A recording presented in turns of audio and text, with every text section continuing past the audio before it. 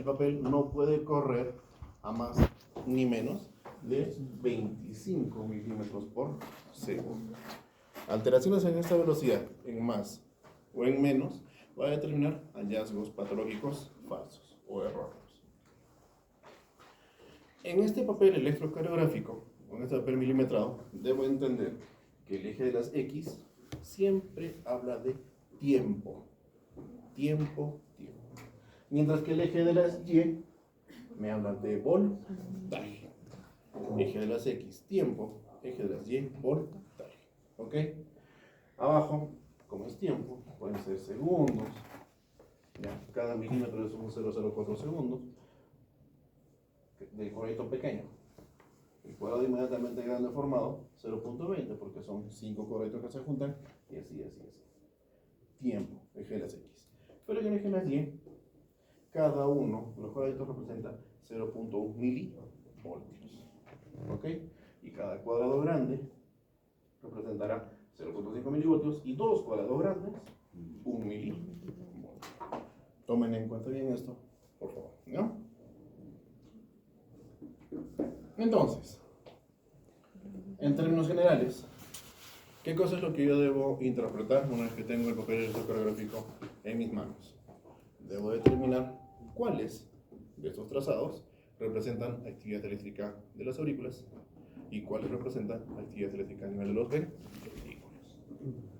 La onda P representa actividad eléctrica auricular, mientras que el complejo QRS representa actividad eléctrica ventricular. La actividad eléctrica de ambas aurículas, tanto derecha como izquierda, está contenida en la onda P.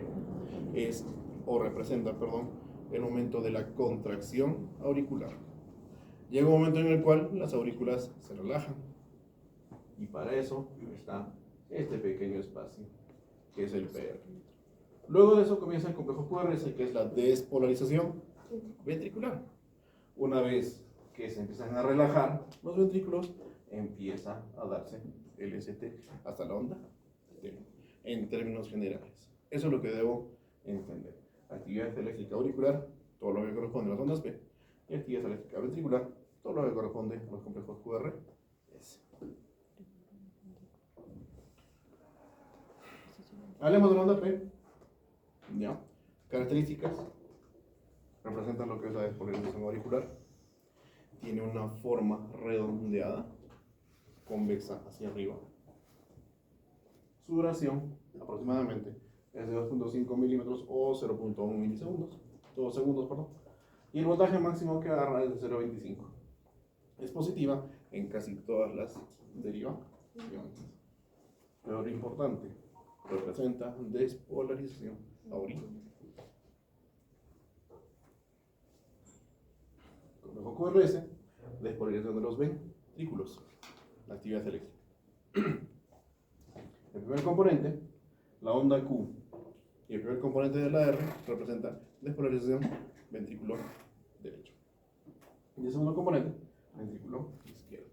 Tiene una duración hasta de 0,12 segundos. Hasta de 0,12 segundos. Y puede ser variable dependiendo de la patología que encuentre en un trastorno de conducción. ¿Ok?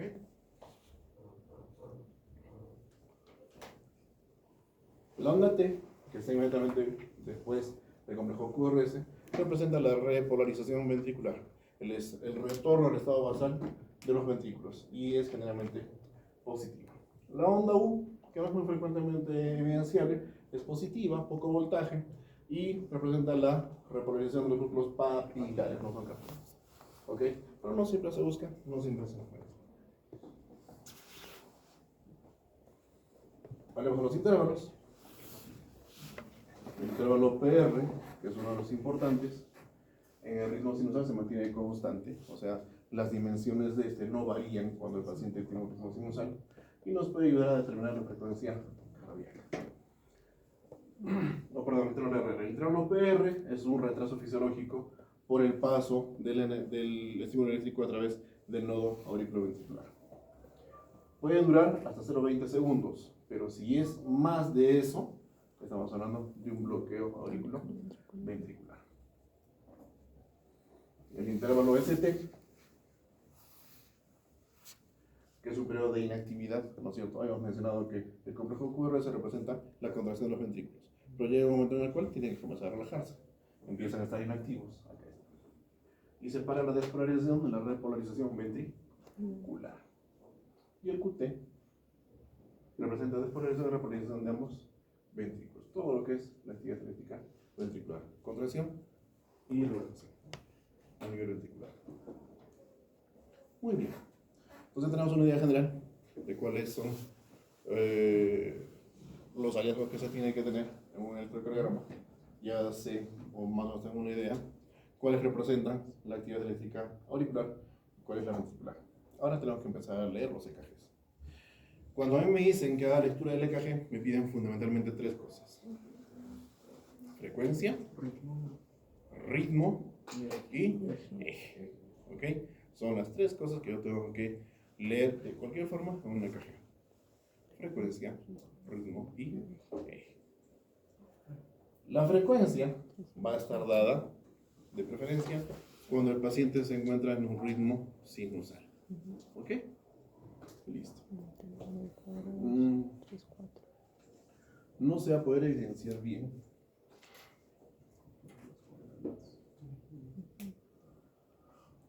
A ver, vamos a agarrar, por eso, allá, listo. Para que nosotros podamos estudiar adecuadamente un EKG, no nos va a bastar que tengamos evidenciadas las 12 derivaciones. Tenemos que pedir que adicionalmente nos faciliten el trazado de una derivación 2 larga. Tiene que ser la derivación 2, ¿ok? Porque es la que nos permite determinar trastornos de ritmo, polaridades, etc.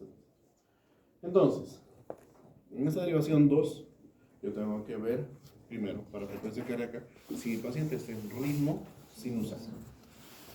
Para determinar que mi paciente está en ritmo sinusal, debo buscar dos cosas fundamentales: presencia de ondas P e intervalos RR regulares. ¿Cuáles son los intervalos RR? El complejo QRS, el componente R, que es el que está arriba. ¿Ya? Todos son componentes R. Al decir que sean simétricos, significa que deben tener la misma separación unos de otros. ¿Ok? Si cumple ese criterio y además tienen ondas P, estoy frente a un ritmo sinusal. Si es así, lo que empiezo a hacer es contar la frecuencia cardíaca utilizando estos intervalos RR. Vamos a agarrar uno que coincida con el trazado de papel, de papel milimetrado. Por ejemplo, este de acá. Vamos a agarrar este de acá. ¿Ya? Vamos a comenzar contando 300, pero al siguiente cuadrado o al siguiente trazado de cuadrado grande. Acá, 300, 150, 100, 75 y así. ¿Hasta qué punto yo puedo utilizar esta forma de hacer? Hasta tener más o menos una frecuencia cardíaca de 60. Si tengo más distancia en el intervalo RR, lo ideal, porque estamos entrando en una bradicardia, lo ideal sería hacer el conteo directamente en precordia. ¿Y qué pasa si los intervalos RR son irregulares? ¿Qué pasa si estamos en un ritmo que no es sinusal? ¿Me sirve el papel electrocardiográfico? Ya no me sirve. Tengo que hacer la evaluación directamente evaluando el precordio en el paciente. De esta forma, nosotros hacemos el conteo de la frecuencia cardíaca. El ritmo, lo que les acabo de determinar hace un rato, vamos para determinar si este es sinusal o no, la presencia de ondas P, onda P, ¿no es cierto? Onda P, acá tienes onda P, onda P, ¿no es cierto? En la dirección 2 larga, las ondas P están por acá, presentes todas antes de su complejo QRS, ¿no es cierto?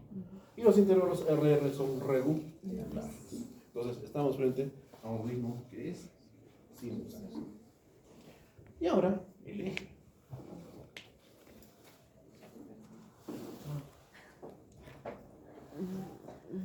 Para hallar el eje eléctrico del corazón, yo necesito graficar mi diagrama cartesiano. ¿Ok?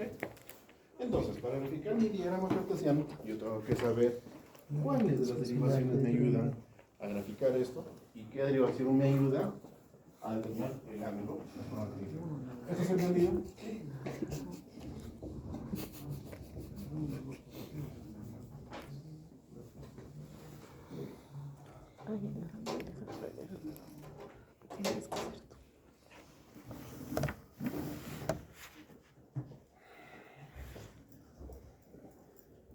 El eje de las X, el plano cartesiano, me lo va a dar la derivación.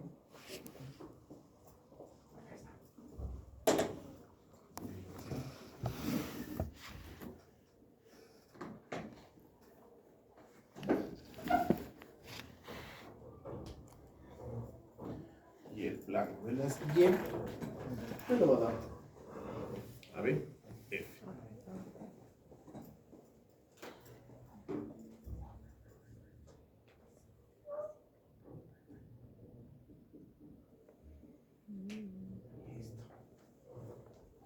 Ahí tengo mi diagrama cartesiano.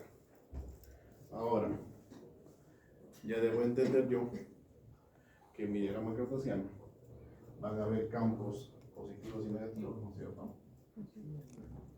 Si esta es la orientación normal de la derivación 1, ¿cuál sería su orientación negativa?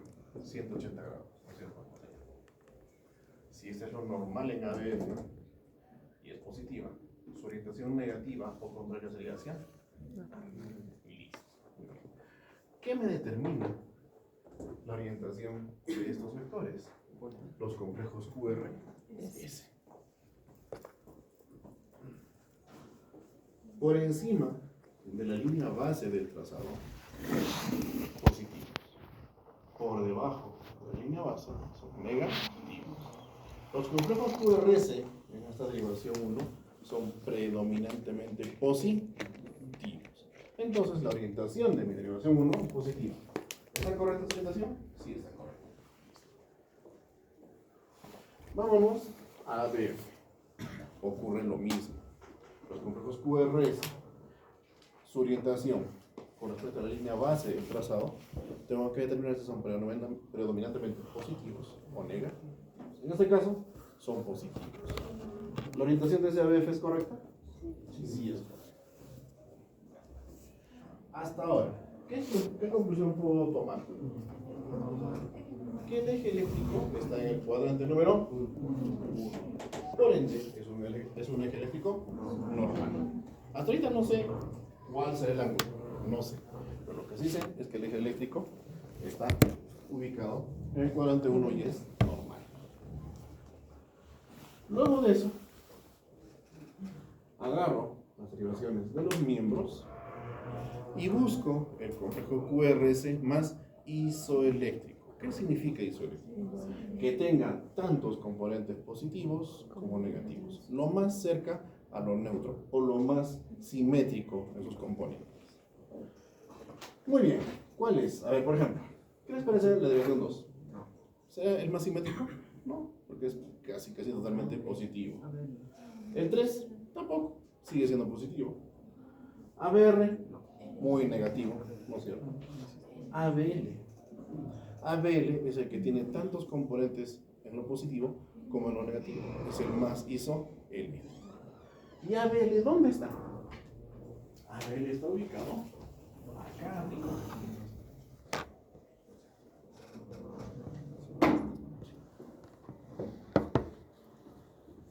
ABL. Esa es su orientación. ¿Ok? Listo. Es el único que es el más isoeléctrico. Hasta ahí he llegado. Pero es imposible porque este es el ángulo. No puede ser. Porque he determinado que está en el primer cuadrante. ¿Qué es lo que hago? De la derivación que yo encuentre como QRS más isoeléctricos, la grafico y hago una proyección de ese vector perpendicular orientado hacia el campo del diagrama cartesiano en el cual está mi ángulo.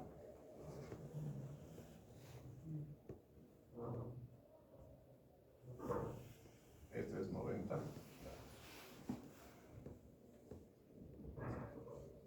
Perpendicular. Entonces, si esto era menos 30, ¿cuánto será esto? 60.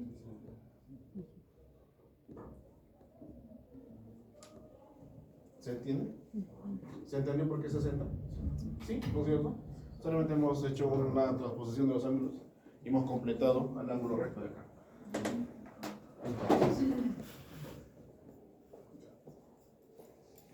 Para determinar el eje eléctrico de mi corazón, yo necesito mi eje de las X y mi eje de las Y.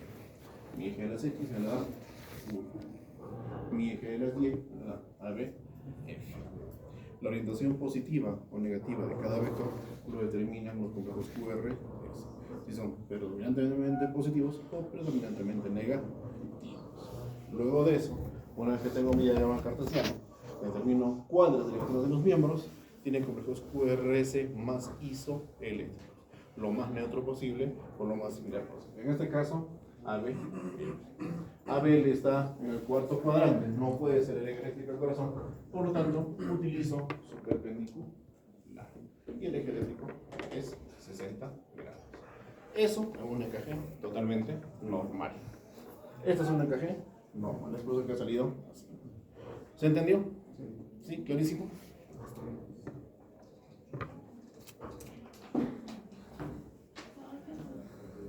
Muy bien, entonces vamos a empezar a ver algunas alteraciones patológicas. Hablemos de lo que es hipertrofia.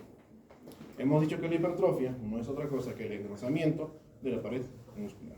Y si tengo un engrosamiento de la pared muscular, necesito más fibras que despolarizar y por ende mayor actividad eléctrica. Muy bien. Hablemos de los ventrículos, tanto derecho como izquierdo. Ahí hemos dicho que la actividad eléctrica ventricular está graficada ¿por quién? Por el complejo QRS. ¿No es cierto? Listo. Para esto, principalmente tengo que fijarme en las derivaciones precordiales. Son las que más información me van a dar en ese sentido. Muy bien. ¿Qué es lo que pasa en la hipertrofia ventricular del lado derecho?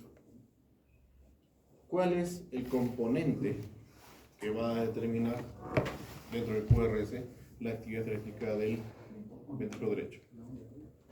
El componente Q y la primera parte del R, ¿no es cierto? Listo. Vamos a hacerlo un poquito más directo. Eso sí se entendió, ya puedo.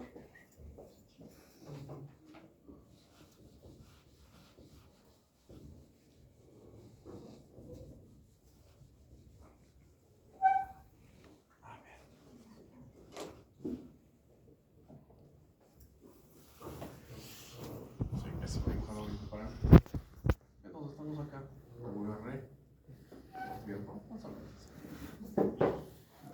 Entonces,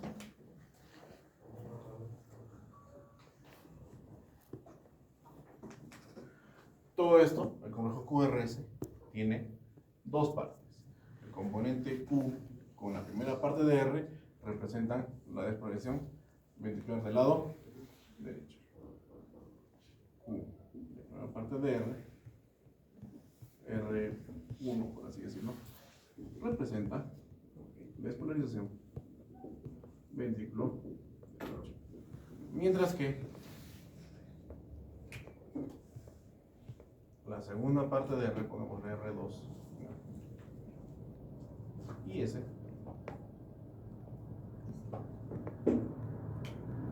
representa despolarización.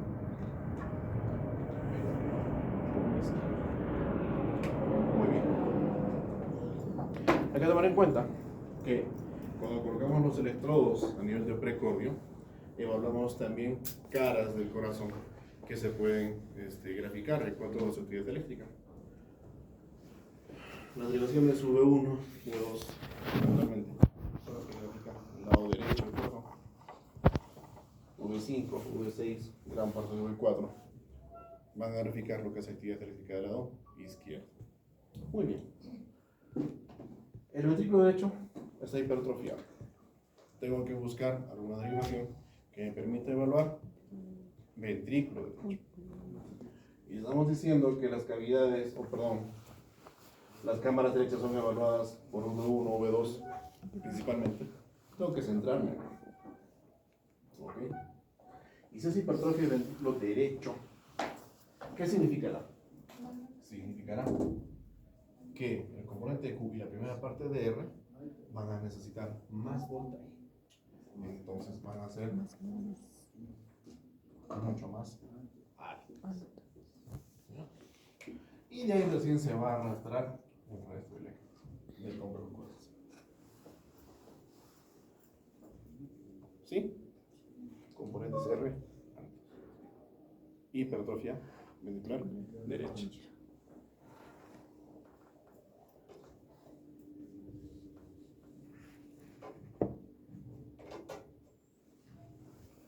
La hipertrofia del ventrículo izquierdo se va a ver básicamente en relaciones V3, V4, V5. ¿Ya? Entonces, si eso es lo normal, ¿ya? Hasta acá llega la contracción del ventrículo derecho. Vamos a iniciar la contracción del ventrículo izquierdo, pero este está hipertrófico. ¿Seguirá más hacia arriba? No. Va a ir más profundamente. Recién va a regresar.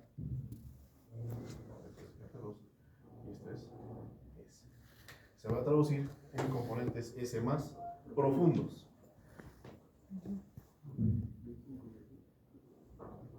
Componentes S más profundos. Entonces, lo que estoy viendo acá es la actividad eléctrica del ventrículo izquierdo. Vamos a hablar de las proyecciones del cerebro más adelante. Entonces, esa es la forma en la cual yo determino o evalúo la hipertrofia ventricular. Vamos a hablar de las aurículas. Hemos dicho que la actividad auricular está determinada por la onda P. Muy bien. ¿Qué pasa con la onda P?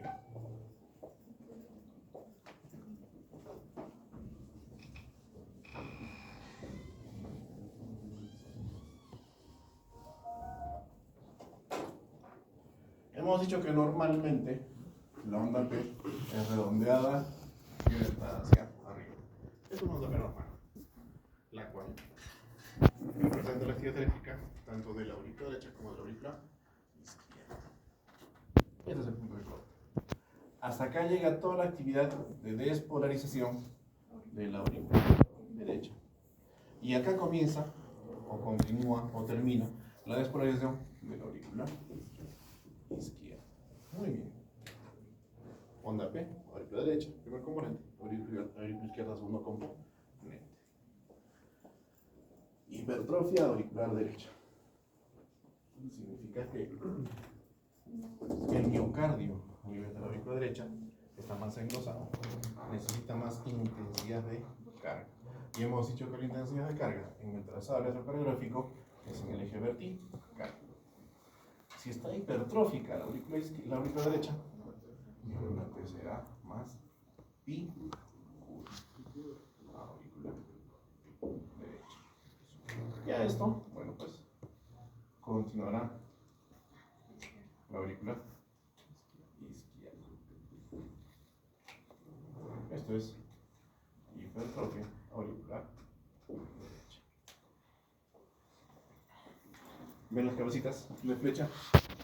Ondas ventriculares. ¿Sí? Se nota. Listo. ¿Y qué pasa con mi hipertrofia auricular izquierda?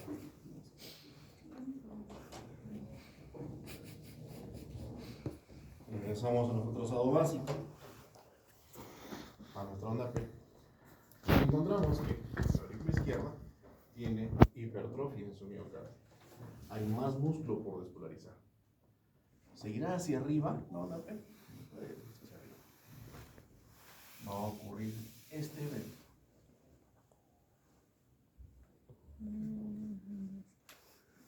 Una mediadura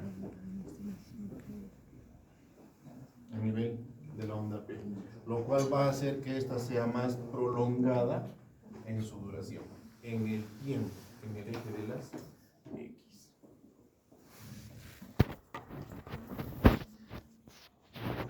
Acá las ondas P están mediadas. ¿Tienen el video? No tienen el video, ¿no? En el video sí se ve bonito cuando lo amplías. Acá en la pantalla se va pixelado. Las ondas P tienen esta mediadura. Eso es lo que yo tengo que buscar cuando mi paciente presenta hipertrofia auricular izquierda. Listo. A ver, ¿qué más hay? Lo que les encanta. Este es un resumen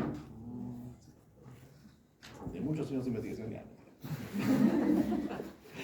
Este es un resumen de toda la patología isquémica cardíaca, representada por caras, por lados, vectores, derivaciones que los evidencian, etcétera, etcétera.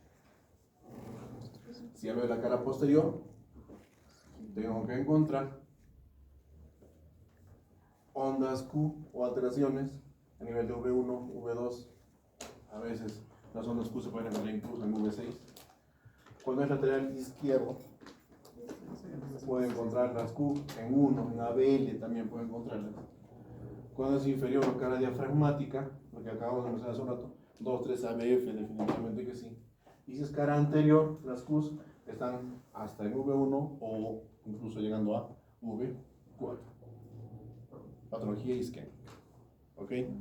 Tengo que buscar ondas Q. Las ondas Q son patológicas dependiendo de la ubicación que me encuentre y dependiendo de los antecedentes que tenga mi paciente.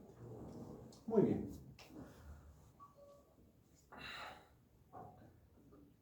Hayamos hablado sobre los STs supranivelados. ¿Se acuerdan cuando hemos hablado de sistemas coronarios? Y hemos dicho que el trazado electrocardiográfico de un ST supranivelado no es tanto potestad de los infartos de miocardio o de la patología coronaria, sino que otras patologías que también pueden presentar STs supranivelados.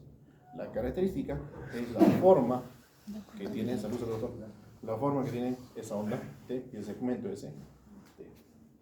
Nosotros hablamos de pericarditis.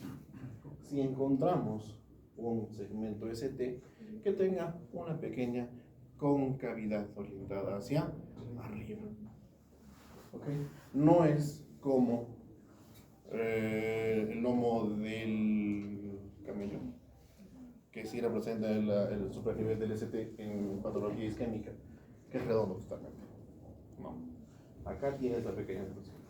Podemos encontrar incluso algunos ST que sean supranivelados pero planos. Supranivelados pero planos. Vamos a entrar al terreno de las arritmias, ¿ya? Lo que a ustedes también les encanta. Lo que es flúter auricular y fibrilación auricular.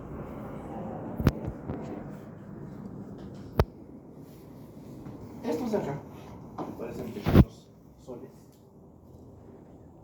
Son focos ectópicos de despolarización. Son focos anómalos de despolarización. Focos que empiezan a estimular al miocardio de forma anómala. ¿Cuál es la característica? ¿Cuál es la diferencia entre un flúter y la fibrilación auricular? El flúter tiene un solo foco ectópico de despolarización. Y ese único foco ectópico de despolarización permite que la respuesta ventricular sea ordenada, no sea tanto así como arrítmica, ¿no? Los intervalos RR se pueden mantener regulares y estar en un flúter. Pero ¿qué pasa en la fibrilación auricular? En la fibrilación hay muchos focos ectópicos de despolarización y ese miocardio a nivel auricular parece una gelatina. Cuando uno ve un miocardio fibrilando a nivel auricular es como ver gelatina cuando se mueve en el platito, así se ve. Son múltiples focos ectópicos. Entonces, ¿qué es lo que pasa? Para que llegue la carga completa al nodo auriculoventricular y poder estimular la despolarización ventricular, tiene que acumularse una intensidad de carga. No es cualquier tipo de carga o cualquier intensidad de carga la que permite la conducción a nivel del nodo auriculoventricular. Tiene que haber una acumulación de carga específica. Y como estos focos ectópicos muy pocas veces llegan a coincidir en su estímulo y de forma desordenada llegan a juntar esa cantidad de energía, cuando lo hacen, estimulan el nodo auriculoventricular y recién es una respuesta ventricular. Es por eso que la fibrilación auricular se caracteriza cuando yo ausculto a mi paciente con latidos cardíacos desordenados. No existe un ritmo que esté ordenado, que sea evidente en la fibrilación auricular, porque está mediada por la respuesta que tiene el ventrículo al estímulo de estos múltiples focos ectópicos de despolarización. Es por eso que hablamos también de fibrilaciones auriculares con respuestas ventriculares altas y respuestas ventriculares controladas. Cuando yo encuentro una fibrilación auricular con respuesta ventricular alta, significa que mi paciente está empezando a hacer frecuencias cardíacas ventriculares mayores a 100 latidos por minuto.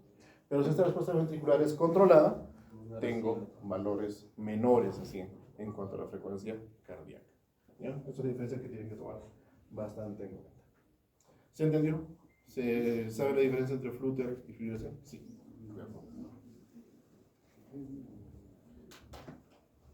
Lo mismo a nivel ventricular.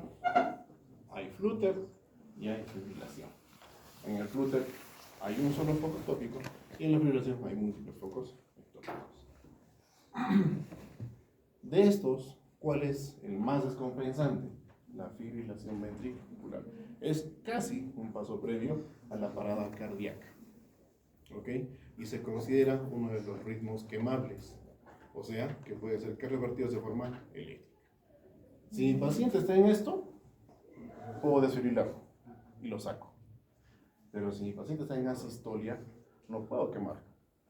Tengo que recuperar primero ritmo. Así que lo que nos venden el doctor House, doctor Milano, así que doctores más allá y en las novelitas, pucha, no escucho nada, lo queman y oh, milagro, no existe. Primero tengo que recuperar ritmo. Vamos a monitorear la TSP, bombeo, hasta que en el sensor aparezcan, aunque sean aislados, pero que haya actividad eléctrica. Una vez que lo encuentro, recién lo quemo. Y de estos trastornos, la fibrilación ventricular es un ritmo quemable. ¿Ok? Listo. Muy bien. ¿Se entendió? Ya.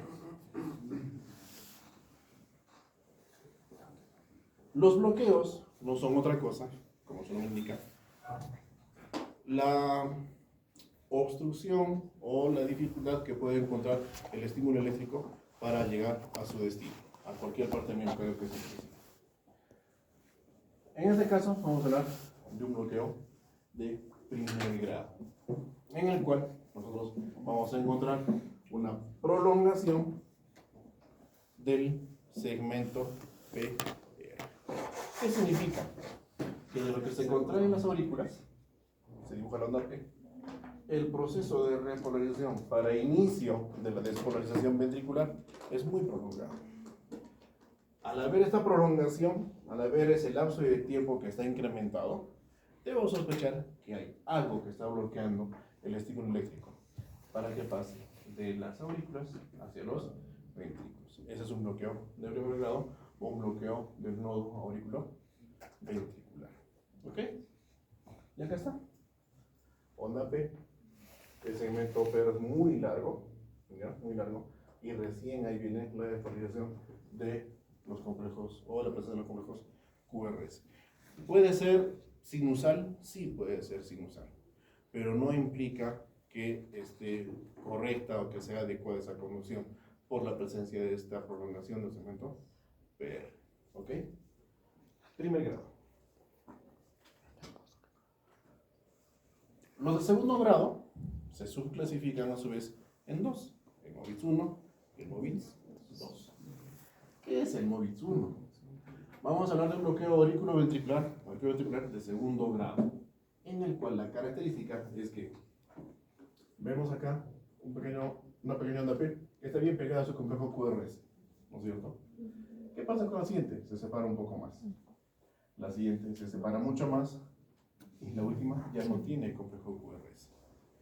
A eso se refiere un MOVITS tipo 1. La separación paulatina de la onda P con respecto a su complejo QRS. Llega un momento en el cual ya no hay QRS, se pierde, pero en los siguientes latidos vuelve a esto. Está bien pegado a su QRS, se va despegando, y en un momento desaparece. MOVITS 1. ¿Qué pasa en el MOVITS 2? Acá vamos a hablar de la correspondencia que existe entre las ondas P y los complejos QRS. Por ejemplo, en el MOVITS 2 yo puedo encontrar un ritmo 2-1. O sea, que por cada dos ondas P hay un QRS. Contamos. Dos ondas P, QRS. Dos ondas P, QRS. Dos ondas P, QRS. Es un 2-1. MOVITS tipo 2. Incluso puede haber un 3-1. Onda P, QRS. Onda P, QRS. Y así. 2-1 o 3-1. son bloqueos MOVITS tipo 2. Entonces, de los bloqueos auriculoventriculares de segundo grado, el MOVITS 1 que se caracteriza por el alejamiento paulatino de la onda P de su complejo QRS siguiente, hasta que llega a desaparecer. Mientras que en el bloqueo auriculoventricular de segundo grado, en el MOVITS tipo 2, puedes encontrar correspondencias entre la cantidad de ondas P versus la cantidad de complejos QRS, ya sea 2,1 o sea 3,1. Y en los de tercer grado se presume que podría haber un bloqueo completo de nodo auriculoventricular. Acá se puede determinar que la despolarización ventricular puede darse en cualquier momento. Las ondas P se mantienen presentes y están rítmicas. Las ondas P no se desordenan, mantienen su ritmo. Pero como las ondas P, pero como hay un bloqueo completo del nodo auriculoventricular, la despolarización de los ventrículos es muy desordenada. Entonces no va a seguir un patrón. Puede estar graficándose entre ondas P o incluso puede llegar a enmascarar la compresión de las aurículas y hacer desaparecer una onda P. Y es que hay que sacar cuentas nomás. Si el miocardio a nivel auricular es un poco delgado, porque solamente tienen que inyectar sangre hacia los ventrículos son los que tienen más masa porque tienen que inyectar sangre hacia el lecho vascular respiratorio pulmonar y hacia el lecho vascular sistémico. Entonces, la intensidad de carga que necesita un ventrículo o los ventrículos para contraerse es mucho mayor que la que necesitan las aurículas. Es por eso, por esa intensidad de carga, que cuando se contraen los ventrículos, se da un complejo QRS que puede incluso anular la contracción de las aurículas y graficarse en lugar de la onda P. Entonces, las ondas P van a mantenerse simétricas, por así decirlo, y los ventrículos pueden contraerse en cualquier momento, graficarse entre las ondas P, pero incluso pueden llegar a morir algunas. Acá debería haber una onda P porque son simétricas todas, pero porque la intensidad de la carga, porque la intensidad de la carga a nivel ventricular es mucho mayor, el complejo QRS enmascara, está llegando a morir a la onda P. Y es lo que pasa acá, por ejemplo. Estas ondas P son simétricas, todas son simétricas. Y el complejo QRS aparece cuando le parece. Acá, por ejemplo, este complejo QRS está cerquita a una onda P. Acá, este complejo QRS anuló a una onda P que debería estar acá, porque son simétricas. Y así. ¿Ok? A eso se refiere un bloqueo auriculoventricular de tercer grado.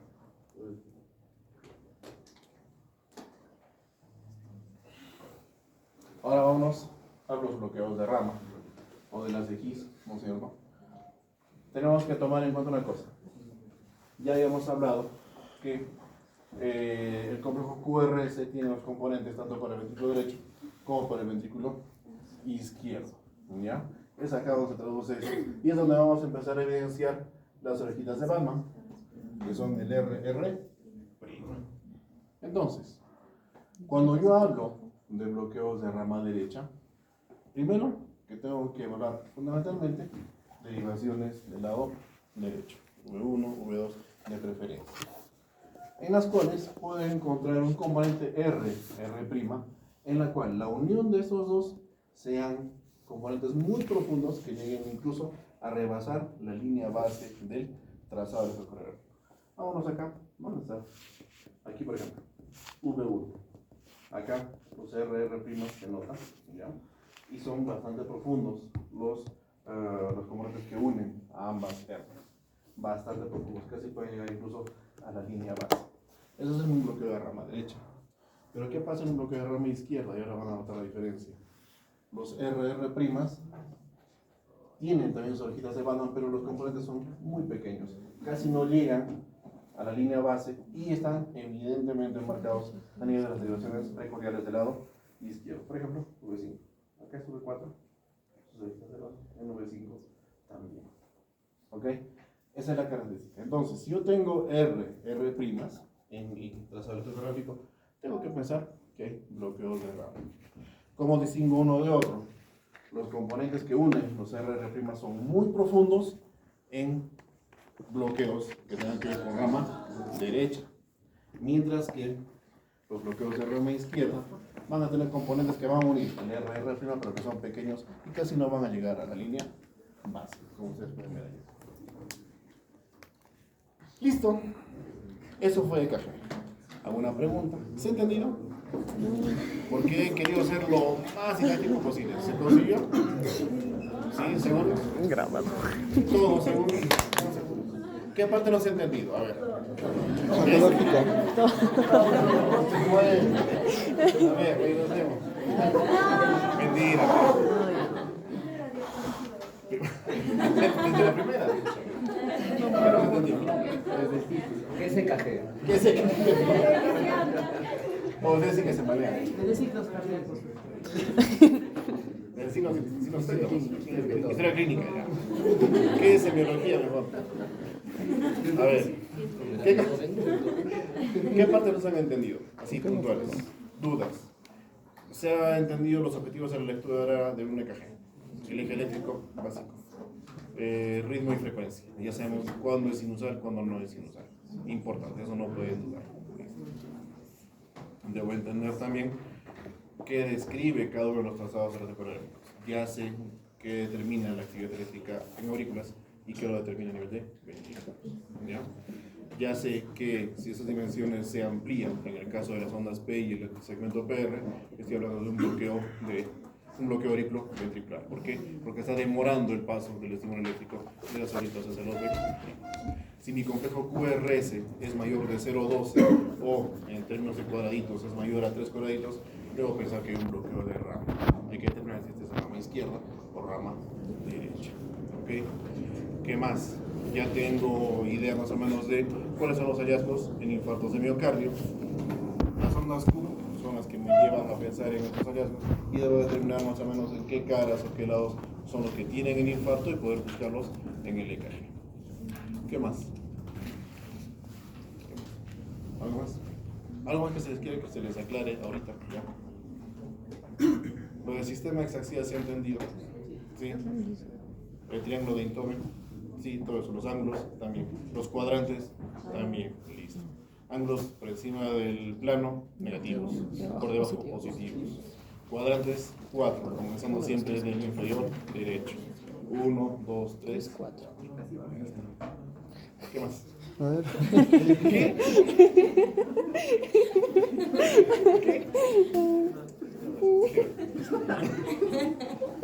¿Qué más? ¿Algo más que no se haya entendido? ¿Qué más? Siempre vuestro papel electrocardiográfico tiene que correr a 25 milímetros por segundo. Asegúrense ustedes, no se confíen en la licenciada. Porque si no los quiere la licenciada, se los va a poner a 30 milímetros por segundo o a 20 milímetros por segundo.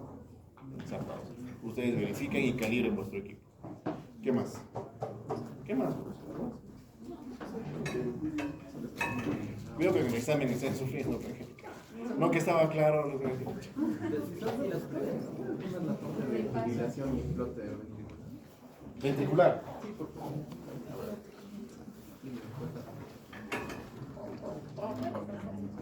Así. Ya. Sí, ¿cómo se ¿Cómo se cuál es cuál? Ah, ya, mira. ¿Qué pasa con el flutter a nivel ventricular? El flutter, al ser un solo foco ectópico de polarización, va a mantener una buena intensidad en la contracción ventricular y esta va a ser casi constante. Es por eso que si te das cuenta, el trazado es muy similar. Pero ¿qué pasa en la fibrilación? En la fibrilación, al ser muchos focos, ¿ya? El desorden en la contracción ventricular va a provocar que las ondas sean de diverso tamaño, separadas, desordenadas, más chiquitas, más chatas, etc. Entonces, esa es la gran diferencia. ¿Ya? Cuando ustedes se encuentren pacientes con fibrilación, con una arritmia a nivel ventricular, hay que determinar rápido si es un flutter o es una fibrilación. ¿Ya? Porque de eso depende mi conducta. Si yo lo encuentro acá, puedo revertirlo. Si lo encuentro acá, ya estoy a puertas de una parada, tengo que revertirlo electrónicamente o eléctricamente definitivamente, rápido, ya. Y pues si me hace paro el paciente, tengo que reanimarlo. Encuentro actividad eléctrica, mínima aunque sea, y recién lo. ¿Ok? Listo. ¿Algo más? Vamos, algo más. O sea, para el siguiente les pregunto EKG, van a estar fríos. lo que hemos visto. ¿Qué pasa? Como si desde acá nomás, pues, no, de pronto. ¿Sí o no, Joseph? ¿Qué opinas? Ya, listo. Entonces, todo claro.